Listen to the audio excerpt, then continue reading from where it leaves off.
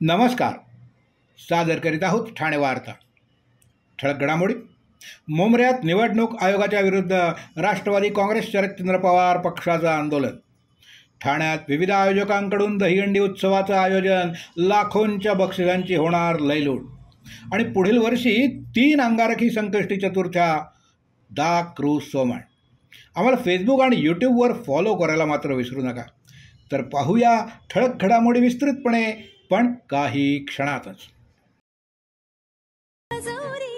रोज रोज तेच राजकीय कार्यक्रम बघून कंटाळलात ना? अहो, मग ठाणे वार्ता श्रीस्थानक आता तुम्हाला नवनवीन कार्यक्रमांचा आनंद लुटण्याची संधी देते. आपल्या घरातील लग्न, मुंज, कोणतंही शुभकार्य अशा विविध घटनांचा आनंद आपण ठाणे वार्ता श्रीस्थानक वाहिनीवर लुटू शकता आणि सगळ्यांपर्यंत पोहोचवू शकता. यासाठी फक्त एवढंच करायचं, या दूरध्वनी क्रमांकावर संपर्क साधायचा. आपले कार्यक्रम आमच्यापर्यंत सगळ्यांपर्यंत पोहोचवायचे. आपण पाहत आहात श्रीस्थानक वाहिनी, ठाणे जिल्ह्याचं मुख्य व्यासपीठ. ठाणे वार्ता पहा श्रीस्थानक वाहिनीवर. आता सकाळी 9:15 पासून रात्री 9:15 पर्यंत ठाणे वार्ता, ठाण्यातील पहिलं दृकश्राव्य माध्यम. ठाणे वार्ता आणि श्रीस्थानक वाहिनीचं लाईव्ह स्ट्रीमिंग. ठाणेवार्ता.com वरील लाईव्ह स्ट्रीमवर क्लिक करा आणि अगदी मोबाईलवरही ठाणे वार्ता श्रीस्थानक वाहिनीचा आनंद लुटा. यासाठी आमचं ॲप डाउनलोड करा. ठाणे वार्ता पहा श्रीस्थानक वाहिनीवर.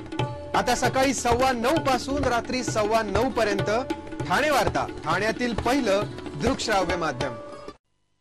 आपण पाहत आहात श्रीस्थानक वाहिनी, ठाणे जिल्ह्याचं मुख्य व्यासपीठ. मतचोरीसाठीच निवडणूक आयुक्तांची नियुक्ती करणाऱ्या समितीमधून सरन्यायाधीशांना वगळण्यात आलं. त्या उपकाराची परतफेड करण्यासाठी निवडणूक आयुक्तांनी भाजपासाठी काम केलं असा आरोप करीत राष्ट्रवादी काँग्रेस शरदचंद्र पवार गटाचे राष्ट्रीय सरचिटणीस जितेंद्र आव्हाड यांच्या मार्गदर्शनाखाली राष्ट्रवादी विद्यार्थी काँग्रेस शरदचंद्र पवार गटाच्या राष्ट्रीय कार्याध्यक्षा मर्जिया शानू पठाण यांच्या नेतृत्वाखाली जोरदार हल्लाबोल आंदोलन करण्यात आलं. यावेळी आंदोलकांनी निवडणूक आयोगाच्या विरोधात संतप्त भावना व्यक्त केल्या. लोकसभेतील विरोधी पक्षनेते राहुल गांधी यांनी लोकसभा निवडणुकीत निवडणूक आयोगाच्या मदतीनं सत्ताधाऱ्यांनी मतचोरी केली होती हे सप्रमाण दाखवून दिलं.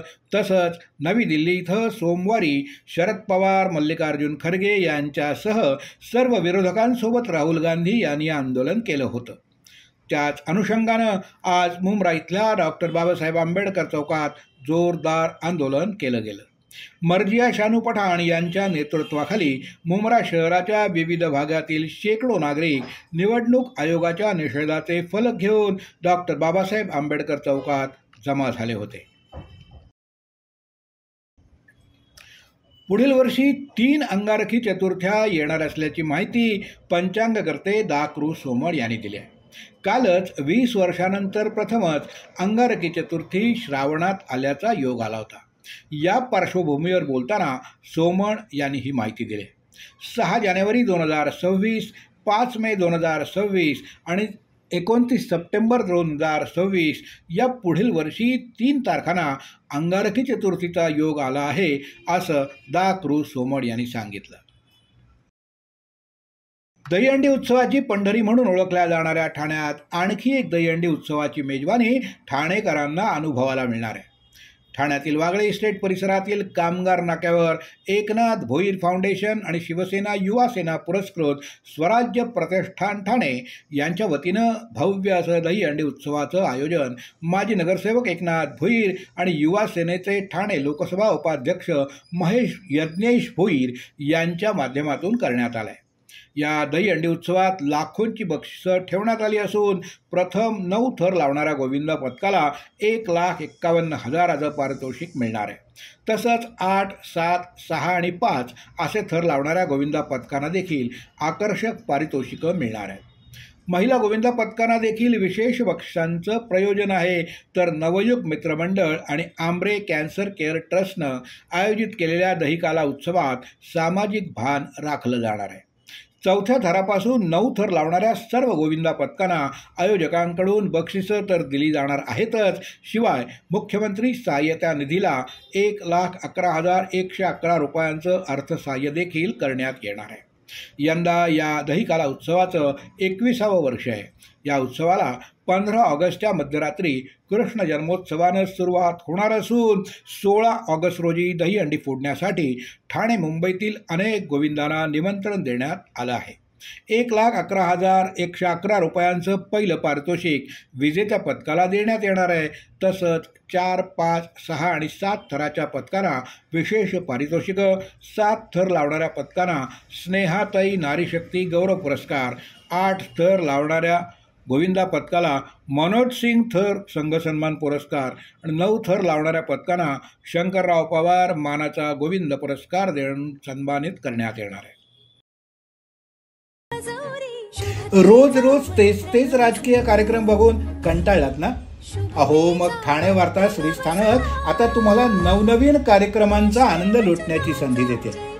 आपल्या घरातील लग्न, मुंज, कोणतंही शुभकार्य अशा विविध घटनांचा आनंद आपण ठाणे वार्ता श्रीस्थानक वाहिनीवर लुटू शकता आणि सगळ्यांपर्यंत पोहोचवू शकता. यासाठी फक्त एवढंच करायचं, या दूरध्वनी क्रमांकावर संपर्क साधायचा. आपले कार्यक्रम आमच्यापर्यंत सगळ्यांपर्यंत पोहोचवायचे. आपण पाहत आहात श्रीस्थानक वाहिनी, ठाणे जिल्ह्याचं मुख्य व्यासपीठ. ठाणे वार्ता पहा श्रीस्थानक वाहिनीवर. आता सकाळी 9:15 पासून रात्री 9:15 पर्यंत ठाणे वार्ता, ठाण्यातील पहिलं दृकश्राव्य माध्यम. ठाणे वार्ता आणि श्रीस्थानक वाहिनीचं लाईव्ह स्ट्रीमिंग. ठाणेवार्ता.com वरील लाईव्ह स्ट्रीमवर क्लिक करा आणि अगदी मोबाईलवरही ठाणे वार्ता श्रीस्थानक वाहिनीचा आनंद लुटा. यासाठी आमचं ॲप डाउनलोड करा. ठाणे वार्ता पहा श्रीस्थानक वाहिनीवर. आता सकाळी 9:15 पासून रात्री 9:15 पर्यंत ठाणे वार्ता, ठाण्यातील पहिलं दृकश्राव्य माध्यम. आपण पाहत आहात श्रीस्थानक वाहिनी, ठाणे जिल्ह्याचं मुख्य व्यासपीठ. महाराष्ट्र नवनिर्माण महानगरपालिका कामगार कर्मचारी सेनेच्या वतीनं आज पंचायत समिती कार्यालयासमोर धरणं आंदोलन करण्यात आलं. हे आंदोलन मुख्यतः सफाई कामगारांवर होणाऱ्या अन्यायाच्या विरोधात आणि त्यांच्या अनेक प्रलंबित प्रश्नांसाठी करण्यात आलं. कामगारांच्या वेतनातील विलंब, अपुऱ्या सोयीसुविधा, कामाच्या ठिकाणी असुरक्षितता, आवश्यक सुविधा साधनांचा अभाव या सर्व बाबीविषयी अनेक वेळा पंचायत समितीकडे तक्रारी करण्यात आल्या होत्या. मात्र प्रशासनाकडून सातत्यानं त्याकडं दुर्लक्ष करण्यात येत असल्यानं अखेर मनसे कामगार सेनेनं रस्त्यावर उतरण्याचा निर्णय घेतला होता. धरणे आंदोलनात शेकडो सफाई कामगारांनी सहभाग घेतला होता. कल्याणमध्ये स्वच्छता आणि खाद्यपदार्थांच्या गुणवत्तेवर गंभीर प्रश्नचिन्ह निर्माण झालं आहे. खाण्यासाठी घेतलेल्या इडलीमध्ये चक्क अळी निघाल्यानं एक ग्राहक अक्षरशः संतापला. तक्रार केल्यावर दुकानदारानं माफी मागण्याऐवजी त्याला धमकी दिली. त्यानंतर पालिकेनं दुकानातील सामान जप्त केलं आणि पोलिसांनी अदखलपात्र गुन्हा दाखल केला. कल्याण परिसरातील कर्णिक रोड इथं घडलेली ही घटना धक्कादायक तर आहेच. तक्रारदार प्रथमेश गोरख शिंदे यांनी 12 ऑगस्ट 2025 रोजी दुपारी 2 वाजण्याच्या सुमारास दुकानातून एक वडा सांबार प्लेट आणि एक इडली प्लेट खरेदी केली. ते पार्सल घरी राहून कुटुंबातील सदस्यांना दिलं असता तक्रारदाराने स्वतः खाण्यास घेतलेल्या इडलीमध्ये जिवंत अळी असल्याचं त्यांना दिसलं. ही घटना पाहून तक्रारदार थेट दुकानदार लिंगराज लिंगेगौडा यांच्याकडे गेला आणि त्यांनी याबाबत सूचना केली. मात्र दुकानदाराने ती इडली फेकून अरेरावीची भाषा केली. यानंतर तक्रारदारानं महानगरपालिकेमध्ये नागरिकांच्या आरोग्याशी खेळ खेळत असल्याची तक्रार केली. त्यानुसार पालिकेनं देखील दुकानावर कारवाई करून दुकानातील सर्व खाद्य साहित्य जप्त केलं. यानंतर संतापलेल्या दुकानदारानं चक्क तक्रारदाराला तुला बघून घेतो अशी धमकी दिली. दुकानदाराच्या या भीतीमुळं तक्रारदाराने या प्रकरणी पोलीस ठाण्यात तक्रार दाखल केली आहे. सध्या कल्याण महात्मा फुले पोलिसांनी दुकानदार लिंगराज लिंगेगौडा याच्या विरोधात गुन्हा दाखल करून पुढील तपास सुरू केला आहे. मात्र स्थानिक नागरिकांनी अशा घटना गंभीरपणे घेऊन अन्न सुरक्षा विभागानं अधिक कडक तपासणी करण्याची मागणी केली आहे. मांस विक्रीचा बंदीचा निर्णय मागे न घेतल्यास KDMC मुख्यालयाबाहेर मांस विक्री करू असा थेट इशारा काँग्रेसनं दिला आहे. 15 ऑगस्टला KDMC हद्दीत मटण, चिकन, मच्छी विक्रीला बंदी घालण्याचा निर्णय घेतल्यानंतर विविध थरातून याच्या विरोधात प्रतिक्रिया उमटत आहेत. याच पार्श्वभूमीवर काँग्रेसचे कल्याण जिल्हाध्यक्ष सचिन पोटे यांनी मांस विक्री बंदीचा निर्णय मागे न घेतल्यास मांस विक्रेत्यांसोबत KDMCच्या मुख्यालयाबाहेर मांस विक्री करू असा थेट इशारा KDMC प्रशासनाला दिला आहे. तर मटण, चिकन आणि मच्छी विक्रीला बंदीला आता मनसेने देखील विरोध दर्शवला आहे. आयुक्तांच्या अभिनव आदेशाला मनसेने कडाडून विरोध केला असून आयुक्त काय अभिनव पोल्ट्री फार्म उघडणार आहेत का असा संतप्त सवाल मनसेनं आयुक्तांना विचारला आहे. नवी मुंबईतील APMC बाजारात भाज्यांचे दर कमी झाल्याचं पाहायला मिळतंय. सध्या आवक वाढली असून दरही कमी झाले आहेत. तर शेंगा, बीट, गाजर, टोमॅटो, शिमला मिरची, कोबी, फ्लॉवर अशा सर्व भाज्यांचे दर कमी झाले आहेत. तब्बल 20% किमतीमध्ये फरक आहे. तर पुढील काही दिवस किमती अशाच राहतील आणि याचा व्यापारावर परिणाम होत असल्याचं व्यापाऱ्यांचं म्हणणं आहे. त्याचबरोबर पावसामुळे अनेक भाज्या फेकून द्याव्या लागत आहेत असं व्यापाऱ्यांनी सांगितलं. रोज रोज तेच राजकीय कार्यक्रम बघून कंटाळलात ना? अहो, मग ठाणे वार्ता श्रीस्थानक आता तुम्हाला नवनवीन कार्यक्रमांचा आनंद लुटण्याची संधी देते. आपल्या घरातील लग्न, मुंज, कोणतंही शुभकार्य अशा विविध घटनांचा आनंद आपण ठाणे वार्ता श्रीस्थानक वाहिनीवर लुटू शकता आणि सगळ्यांपर्यंत पोहोचवू शकता.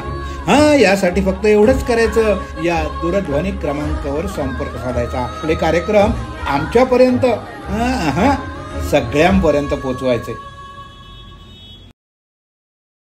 अहो, आपण आपलं घर स्वच्छ, सुंदर, नेटनेटकं ठेवतो ना, मग आपण आपल्या शहराच्या बाबतीत उदासीन का? आपलं शहर स्वच्छ, सुंदर आणि नेटनेटकं ठेवणं ही आपली जबाबदारी आहे, हो ना? मग उचला फोन आणि विना परवाना होर्डिंग्स, बॅनर्स कुठे दिसले तर 1800-222-108 या टोल फ्री क्रमांकावर कळवा किंवा 750-6946-155 या भ्रमणध्वनीद्वारे आपली तक्रार नोंदवा किंवा महापालिकेने तयार केलेल्या स्टार ग्रेड ॲप्लिकेशनद्वारे आपली तक्रार नोंदवा. त्याची दखल त्वरित घेतली जाईल. लक्षात घ्या, आपला छोटासा सहभाग आपलं शहर स्वच्छ, सुंदर आणि नेटनेटकं बनवू शकतो. जसं आपलं घर तसं आपलं ठाणे शहर. आपण आपले कार्यक्रम किंवा बातम्या मला ठाणेवार्ता@gmail.com या ईमेलवर कळवू शकता. ठळक घडामोडी शेवटी पुन्हा एकदा. मुंबऱ्यात निवडणूक आयोगाच्या विरोधात राष्ट्रवादी काँग्रेस शरद पवार गटाचे आंदोलन. ठाण्यात विविध आयोजकांकडून दहीहंडी उत्सवाचं आयोजन, लाखोंच्या बक्षिसांची होणार लयलूट. आणि पुढील वर्षी 3 अंगारकी संकष्टी चतुर्थीचा योग, दा.कृ. सोमण. या होत्या ठाणे वार्ता. आपली एखादी बातमी बघायची राहून गेली असेल तर आपण आमच्या ठाणेवार्ता.in या संकेतस्थळाला किंवा आमच्या फेसबुक पेज तसंच यूट्यूब चॅनलला अवश्य भेट द्या. तर मग पुन्हा भेटूया पुढल्या बातमीपत्रात, फक्त श्रीस्थानक वाहिनीवर. धन्यवाद.